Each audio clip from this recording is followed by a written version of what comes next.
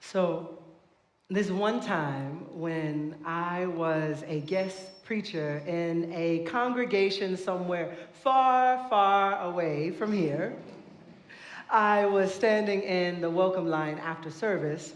I was shaking hands, making small talk, receiving hugs in the line, doing my thing, when someone leaned in with a broad smile and said, "I'm so glad you're here. Now bring all your friends and family with you next time you come." I froze for a moment because I wondered, what did they mean? Bring more black folks like me? Or bring more trans and queer folks? Or bring more people with joy and energy like I carry into the room? I mean, it could have been nothing. Or it could have been a microaggression. Those kind of offhanded comments that can flatten one's presence into a single role and in that way, recruiter of diversity. No. But before I could bristle in that moment, a different perspective opened in me. I realized that perhaps the real invitation wasn't about who I might bring. I mean, it's not about me filling the circle. The real invitation was for all of us to widen the circle before anyone else even shows up, to do our own inner work of widening the welcome first. And that's what I want to talk about this morning, widening the welcome, not as an additional banner outside, but as the inner practice of widening the welcome within. Some of you might know that this week, Jews around the world mark Rosh Hashanah, the head of the year, a threshold into the days of awe. It is a season of turning, of beginning again, for deciding what kind of people one will be. At the same time, the United Nations has named today, September 21st, as the International Day of Peace. Did y'all know that today was the Day of Peace? Yeah, it's been a thing for a little while now. And so these two traditions, one ancient and deeply spiritual, Rosh Hashanah, and the other modern and global, but both invite us to pause, take stock, and recommit to being a people of welcome and peace. Here in Atlanta, I think we need that kind of pause. We live in a city booming with growth, yet divided by lines of class and race. Atlanta is home to vibrant movements for equity and also home to rising cost of living that leave too many folks unhoused. We are a place where new neighbors arrive every day, immigrants, refugees, transplants from other states like me. But for so many, the question of welcome isn't something that is abstract, it's urgent. And so it leads me to again wonder, how do we widen the welcome here at UUCA, in our neighborhoods and in ourselves? The late poet Edwin Markham once wrote, "He drew a circle that shut me out, heretic, rebel, a thing to flout.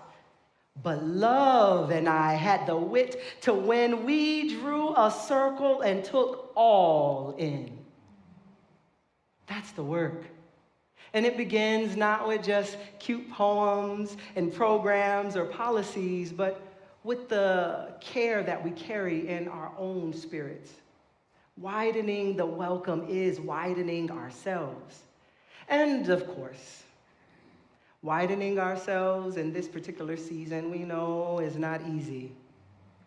Many of us are seeing headlines that shake us with ongoing political violence and silencing and everyday tragedies, the relentless rhythm of gunfire in neighborhoods and in our schools, and each of them make us tighten up and close off and be anxious and not invite the spirit of welcome in ourselves.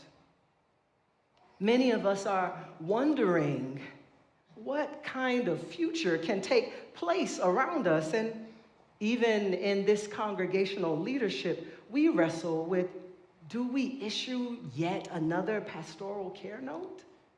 Week after week, do we wait for the right words to maybe come from some other leaders? Or what tone can hold both courage and care? I know I resonate deeply with the words that Reverend Jake shared earlier this week when he said, "There's a lot I don't know, but I do know this. The story in our world is not over, and our congregation holds unspent courage and untapped love, enough to transform not only ourselves, but the world around us." How many of y'all believe that here, that this congregation holds untapped and unspent courage and love right here? Yes. That we hold enough not only to change ourselves, but to also impact the greater world. Do y'all believe that? Yes. Yes. So this is why we have to widen our welcome and invite people in. We have way too many empty seats in this time when the world is feeling like it's on fire for so many people, and they need this place of sanctuary. And so I ask you this question: how do you keep widening yourself so that we can widen ourselves when this world around us keeps pressing in and narrowing minds and hearts in this world? How are you doing that in your individual life? I will say that our Unitarian Universalist Association has named this book Social Change Now by Deepa Iyer, the person who wrote the book We Are the Builders that was referred to in our Time for All Ages. They named the larger book as our community read for 2025 and 26. And perhaps that book holds an answer. I feel that Iyer offers us a resource for transformative solidarity, a social change ecosystem or map of those 10 roles that we can play in our movements. As y'all heard, she writes about weavers and storytellers, builders and healers, guides, disruptors, frontline responders, caregivers, experimenters, and visionaries. There is a role for everyone. There is a part that each of us can play in these times. In the larger book that wasn't mentioned in the Time for All Ages, Iyer also names principles for centering voices and leadership of those most impacted, acknowledging histories of harm, because we know in these days you ain't gonna hear it in schools. We got to do it here. We have to commit to co-liberation. Some people call this allyship, but here we know that it's about co-liberation because we got to do it together. It's not just being allies. And we have to stay accountable, build deep relationships over the long haul, not just in these little short interactions that we can sometimes do. These are the strategies, not just for movements, but for postures of our hearts. I believe that the genius of this work is that it assigns us not one role forever, but it gives ideas, reminders that no one sustains the work of welcome alone. We are interdependent. And each role requires an inner posture of welcome, of humility, of noticing where our gifts meet the moment and can meet each other. Let me give you an example. So the other day, I met this delightful person I'll call Terrence. I met him at an open house of a community center on Sweet Auburn Avenue where I live. And Terrence had a testimony of recently regaining both his sight and his physical mobility. Wow, right? This is amazing. As you can imagine, he was overjoyed to share this miracle. And y'all know I'm very excitable, and I happen to be a believer in miracles myself. So while I'm listening to Terrence, I'm getting all excited. I'm like, tell me the tea, Terrence, so I could go back and tell the people how we can get our sight restored and our physical mobility. And in my excitement, Terrence started to get emotional, and he said, These days, people don't want to hear my positivity. That's crazy, right? Why would somebody not want to hear about positivity? Well, he says that people treat him like he's invisible, like his happiness can't be real because he's homeless. Oh, yeah. In this time, Terrence, he wasn't asking me for money. He didn't ask me to help fix his life. He was asking for space in my being just for a moment. To listen. That is the invitation. Widening the welcome is widening ourselves enough to say, I see you. You are not invisible to me.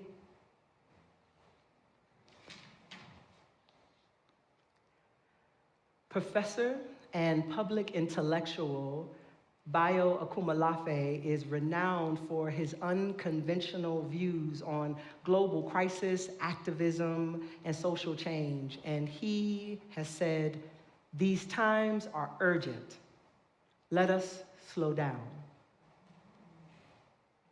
Slowing down means refusing to look away. Slowing down is refusing to walk past. Slowing down is making room in ourselves for the voices that often go ignored. Welcome will sometimes ask us to stretch past our comfort.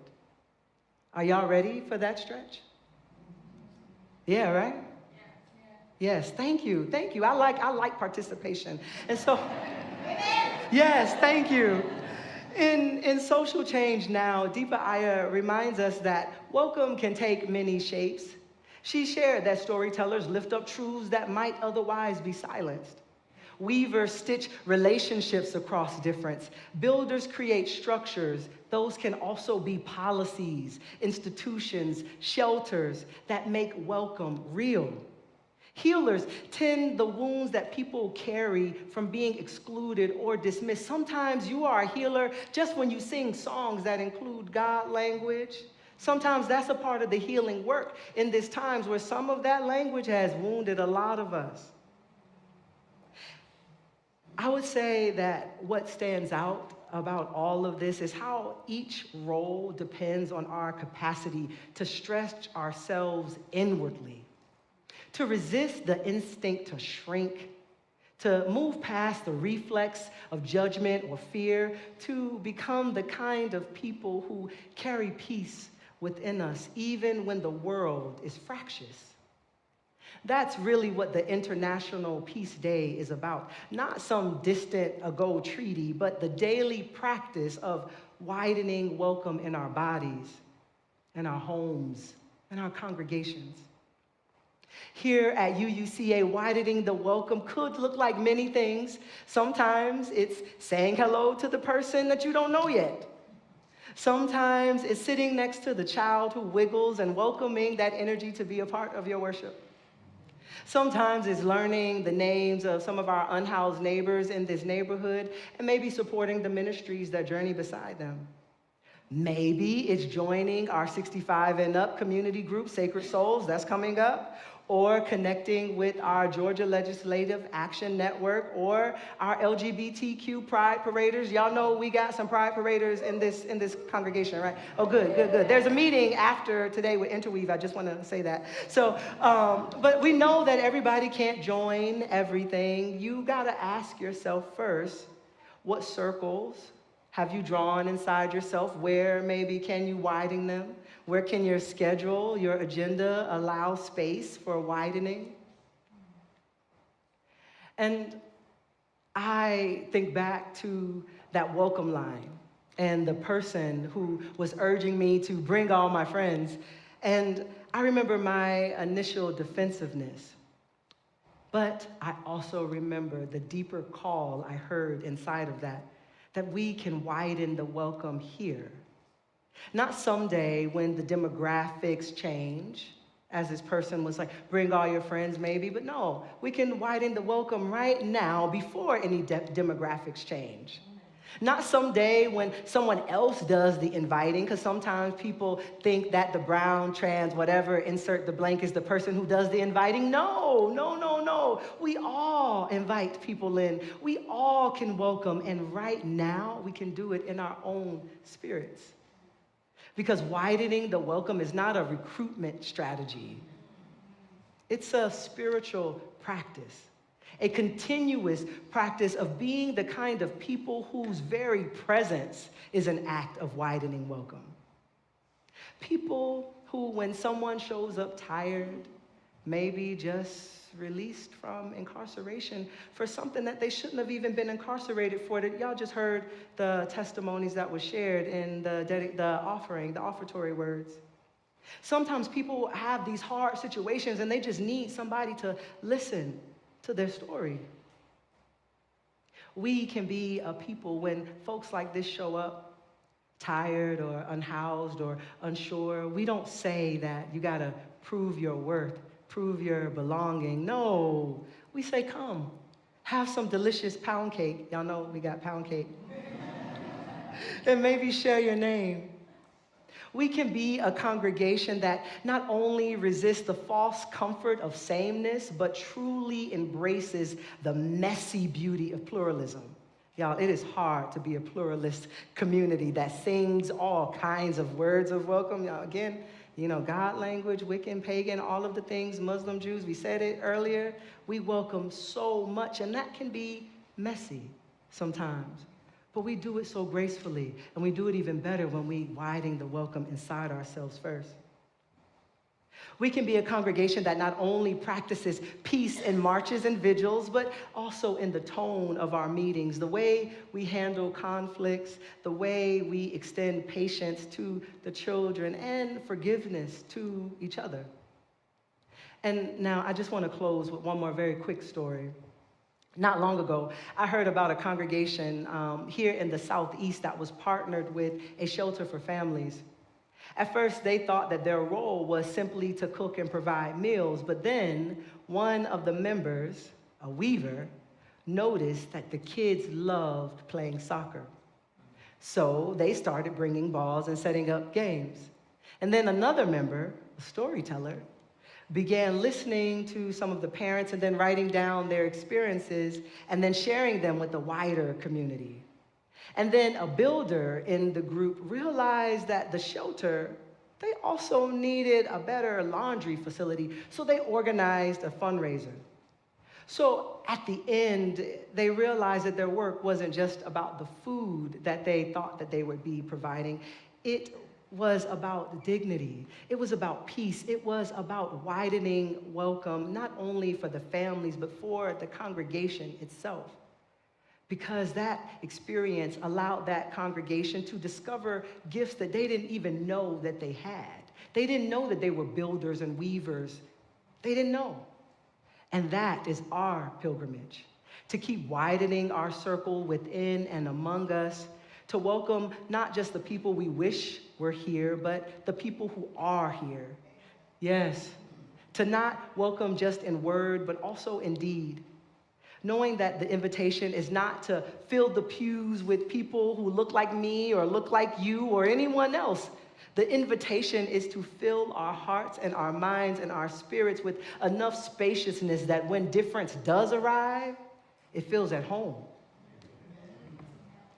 And so on this International Day of Peace, let us commit again to play our role in the ecosystem of social change and not to draw lines that shut others out, but to draw wider and wider circles of belonging. And let this begin with you.